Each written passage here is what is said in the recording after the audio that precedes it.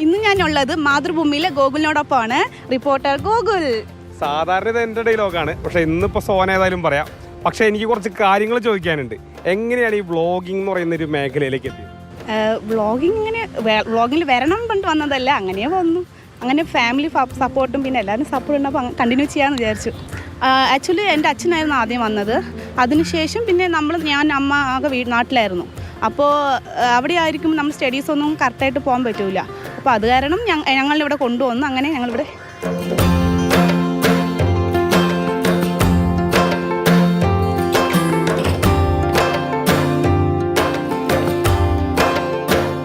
Actually എനിക്ക് ഏത് ലാംഗ്വേജിനേക്കാളും കൂടുതൽ കംഫർട്ട് മലയാളമാണ്.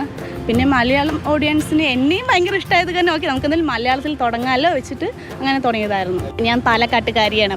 ഇപ്പോൾ എല്ലാവരും നല്ല പോസിറ്റീവായിട്ട് തന്നെയാണ് അഭിപ്രായം പറയാറ്.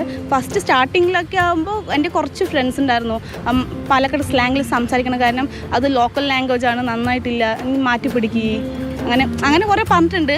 ബട്ട് ഞാൻ അപ്പോഴൊക്കെ തളർന്നപ്പോൾ എൻ്റെ ഒരു ചേച്ചിയുണ്ട്, മീൻസ് ചേച്ചി മലയാളിയാണ്, ശ്രീജ എന്നാണ് പേര്.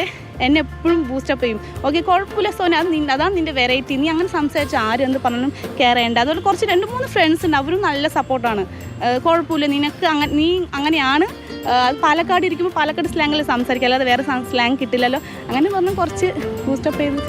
എനിക്ക് നേപ്പാളിലുള്ള എല്ലാ കണ്ടന്റും ഫേവറേറ്റ് ആണ്. എനിക്ക് അതിൽ കൂടുതലും ഫേവറേറ്റ് എൻ്റെ മാമൻ്റെ മോനുണ്ട്, യുവരാജ് ഉണ്ട്. അവൻ്റെ കൂടെ എടുക്കുമ്പോൾ എല്ലാം എനിക്ക് ഫേവറേറ്റ് ആണ്. നല്ല എന്താ പറയുക, നല്ല ക്യൂട്ടാണ്, പിന്നെ എന്താ പറയുക, ആക്റ്റീവാണ്.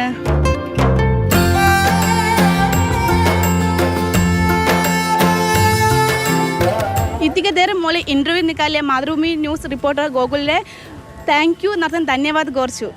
AV മുകേഷിനും സോനയ്ക്കും ഒപ്പം ഗോകുൽ VS മാതൃഭൂമി ന്യൂസ് പാലക്കാട്.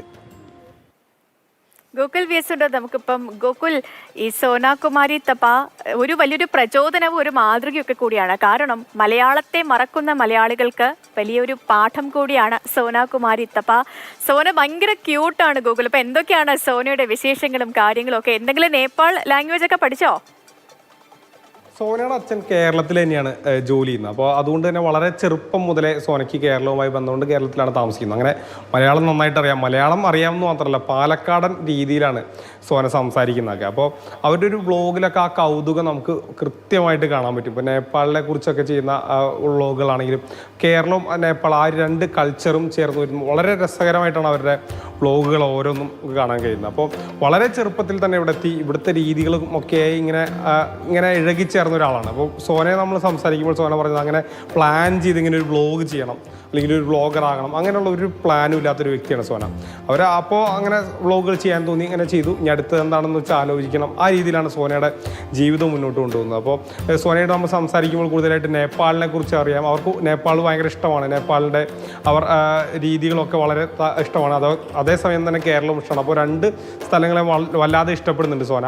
അപ്പോൾ സോനയുടെ വ്ളോഗിലും നമുക്ക് ആ ഒരു ഇഷ്ടവും നേപ്പാളിനോടുള്ള സ്നേഹവും അതോടൊപ്പം തന്നെ കേരളത്തിൻ്റെ രീതികളോടൊക്കെയുള്ള സ്നേഹമൊക്കെ രണ്ടും നമുക്ക് അറിയാൻ കഴിയുമെന്നുള്ളതാണ് അവരുടെ വ്ളോഗുകളുടെ ഒരു പ്രധാന പ്രത്യേകത. ഇപ്പോൾ ഇനിയും വ്ളോഗുകൾ നന്നായിട്ട് ചെയ്യണം, അതിൻ്റെ കൂടെ ഒക്കെ തന്നെ ഉയരണം എന്നുള്ളതൊക്കെ തന്നെയാണ് അടുത്ത ഒരു ഘട്ടമെങ്കിലും അതിനൊക്കെ അപ്പുറത്തേക്ക് കൂടുതൽ ജീവിതം കുറച്ചുകൂടി മാറ്റം വരുത്തണം എന്നൊക്കെ തന്നെ ആഗ്രഹിക്കുന്ന ഒരു വലിയ വീക്ഷണമൊക്കെ ഉള്ള ഒരു പെൺകുട്ടി കൂടിയാണ്. അപ്പോൾ നമുക്ക് ഇതിൽ പ്രധാനമായി ഇതിൻ്റെ ഒരു വ്ളോഗിൻ്റെ കൗതുകം എന്ന് പറയുന്ന ഒരു നേപ്പാളി പെൺകുട്ടി മലയാളത്തിൽ ഇത്ര നന്നായിട്ട് സംസാരിക്കുന്നു, പാലക്കാടൻ ഭാഷയിൽ സംസാരിക്കുന്നു എന്നുള്ളതൊക്കെ ഉണ്ട്.